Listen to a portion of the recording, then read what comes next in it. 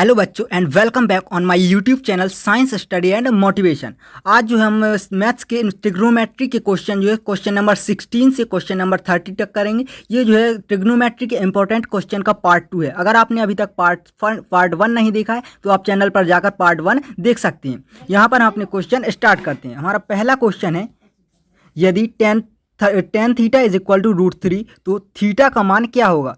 Tan theta क्या है, √3। अगर टेन थीटा √3 है तो हम यहाँ पर जानते हैं जो √3 जो होता है, टेन कितने की वैल्यू होती है, टेन 60 की वैल्यू जो है √3 होती है। और हमें दिया है कि tan theta is equal to √3। तो यहाँ पर जो थीटा की वैल्यू हो जाएगी 60 के बराबर हो जाएगी। थीटा की वैल्यू हमारी 60 डिग्री हो जाएगी। तो हमारा यहाँ पर जो राइट आंसर होगा ऑप्शन नंबर डी होगा। हमारा right answer option number D होगा। इसके बाद हमारा अगला क्वेश्चन है क्वेश्चन नंबर 17।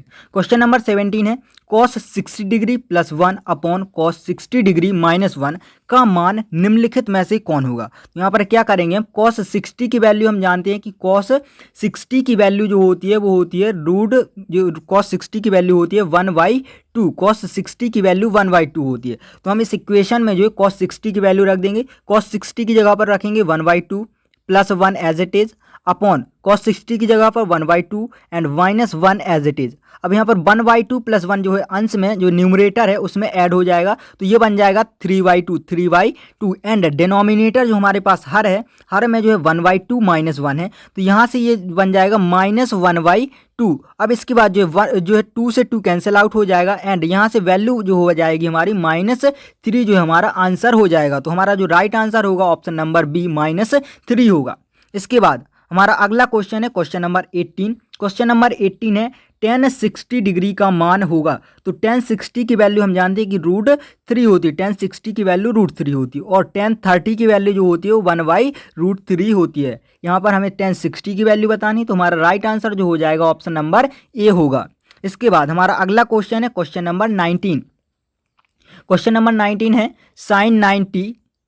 क्वेश्चन नंबर 19 जो है हमारा वो है sine 18 degree upon cos 72 degree. इस तरह का क्वेश्चन जो है हम इस वीडियो के पार्ट 1 में कर चुके हैं। इसको हम फिर से भी करते हैं। देखिए यहाँ पर क्या होगा, हम पहले 18 डिग्री और 72 डिग्री को जब जोड़ के देखेंगे तो ये हमारा 90 डिग्री बन रहा है। ये जो है क्या, संपूरक कोण है।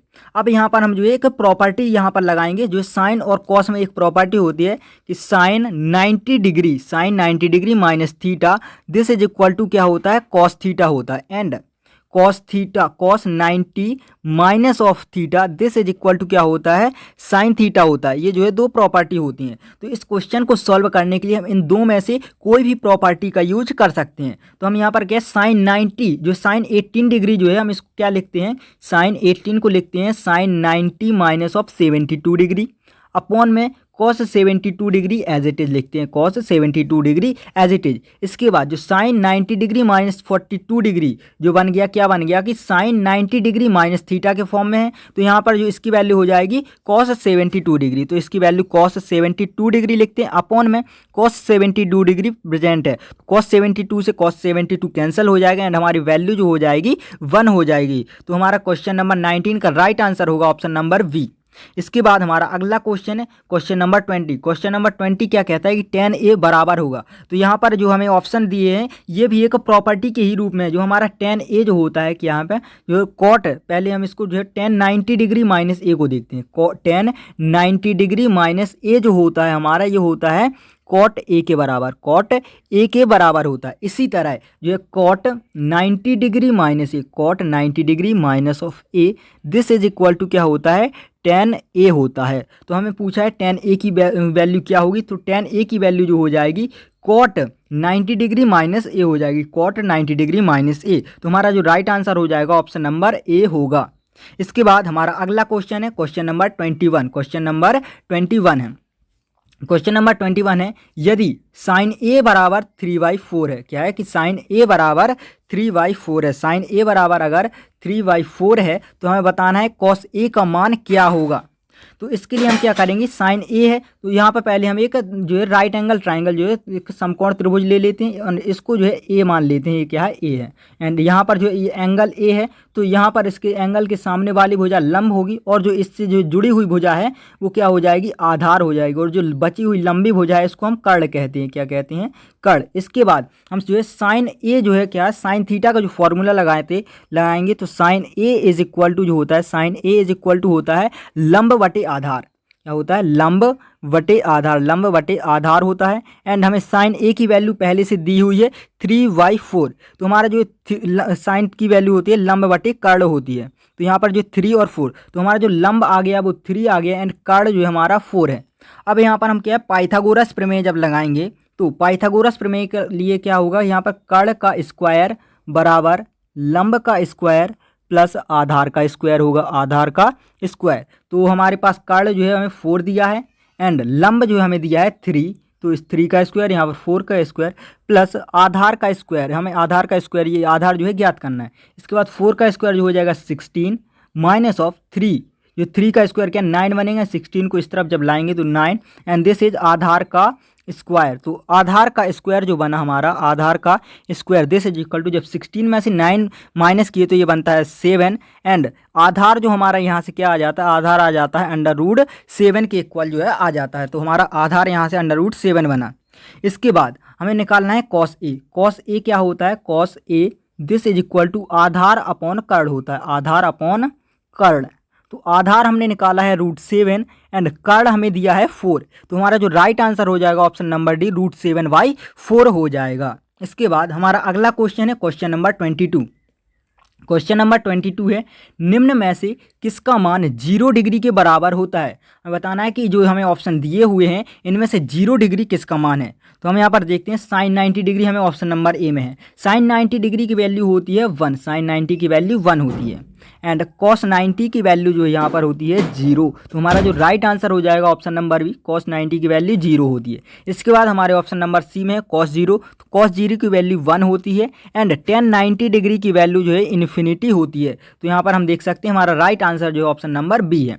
इसके बाद हमारा अगला क्वेश्चन है क्वेश्चन नंबर 30।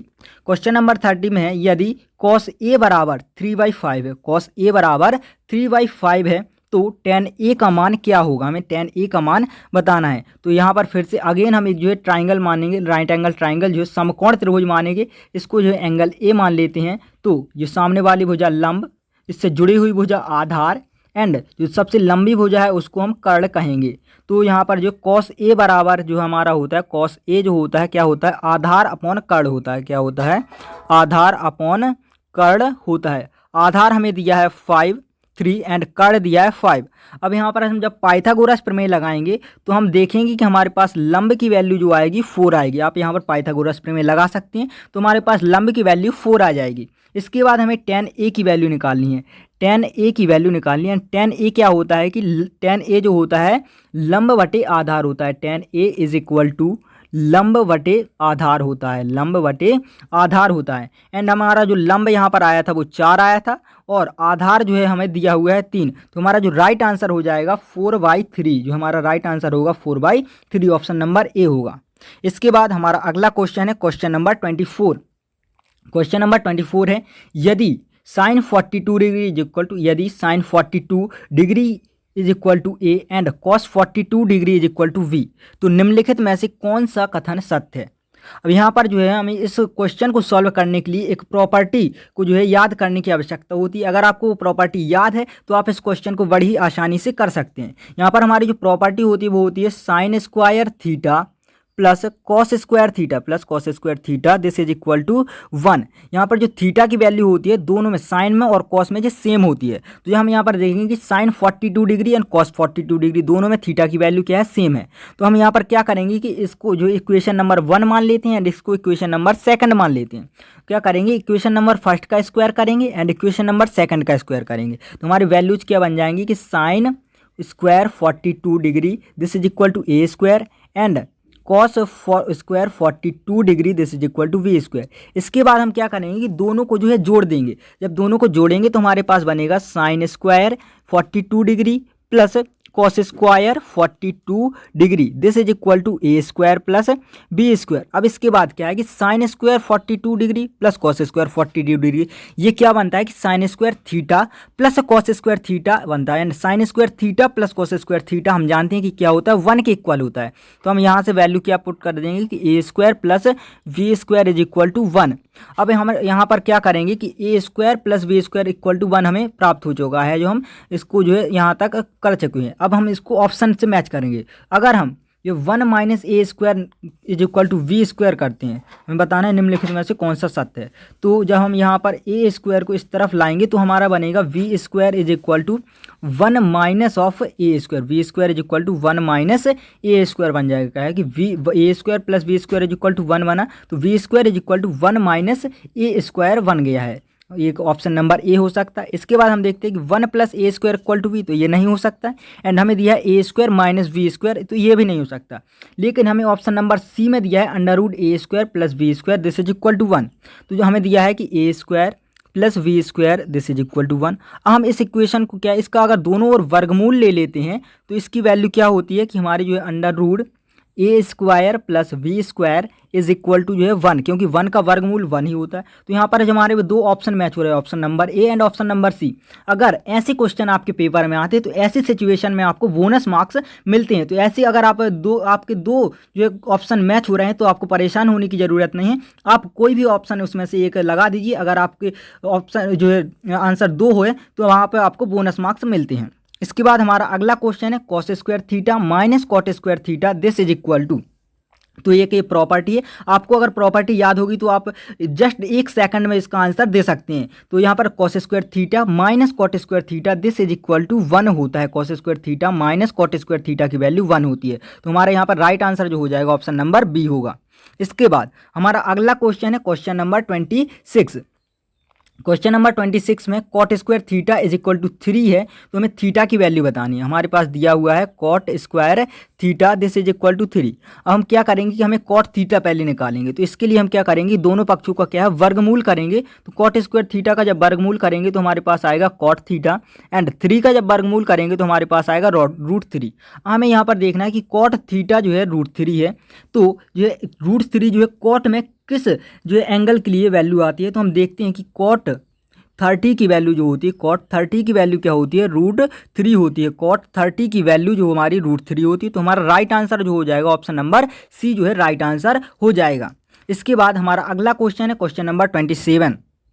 क्वेश्चन नंबर 27 है sec A is equal to 5/3। Sec A is equal to 5/3, तो tan ए का मान क्या होगा ये बताना है। अगर सेक ए इज इक्वल टू 5/3 है तो tan ए की वैल्यू क्या होगी हमें ये बताना है। तो हम यहाँ पर क्या करेंगे, अगेन जो है एक क्या है राइट एंगल ट्राइंगल जो है समकोण त्रिभुज लेंगे। यहाँ पर एंगल ए मानते हैं, एंगल ए के सामने वाली भुजा लंब, जुड़ी हुई भुजा आधार, एंड लंबी भुजा जो होगी वो कर्ण होगी। तो यहाँ पर सेक ए जो होता है क्या होता है, sec A is equal to होता है कर्ण बटे आधार। सेक ए होता है कर्ण बटे आधार, एंड यहाँ पर जो कर्ण क्या है, कर्ण सेक ए की वैल्यू दी हुई है हमें 5/3। तो कर्ण की वैल्यू 5 एंड आधार की वैल्यू 3। तो यहाँ से लंब की वैल्यू जो हो जाएगी वो 4 हो जाएगी। अगर आप पाइथागोरस प्रमेय लगाएंगे तो आप पाएंगे कि लंब जो है आपका 4 आ रहा है। इसके बाद हमें जो है tan ए की वैल्यू चाहिए। तो tan A is equal to, tan A क्या होता है, लंब बटे आधार होता है, लंब बटे आधार होता है। तो हमारे पास लंब जो आया है 4 एंड आधार जो है वो 3। तो हमारा जो राइट आंसर हो जाएगा 4/3। तो यहाँ से हमारा जो राइट आंसर है ऑप्शन नंबर बी जो हमारा राइट आंसर होगा 4/3। तो यहाँ पर जो हमारे मैथ्स के जो ट्रिग्नोमेट्री के सारे क्वेश्चन जो है सॉल्व होते हैं। अगर आपको वीडियो पसंद आया तो वीडियो को लाइक कीजिए, चैनल को सब्सक्राइब कीजिए और अपने दोस्तों के पास जो है वीडियो को शेयर कीजिए ताकि आपके दोस्त भी जो सुपर 100 एग्जाम की जो प्रिपरेशन बहुत अच्छी तरीके से कर पाएँ। अगर आप हमसे जुड़ना चाहते हैं, अगर आप सुपर 100 की जो है एग्जाम की प्रिपरेशन कर रहे हैं तो आप हमसे टेलीग्राम चैनल पर जुड़ सकते हैं। आपको लिंक जो है डिस्क्रिप्शन में मिल जाएगी।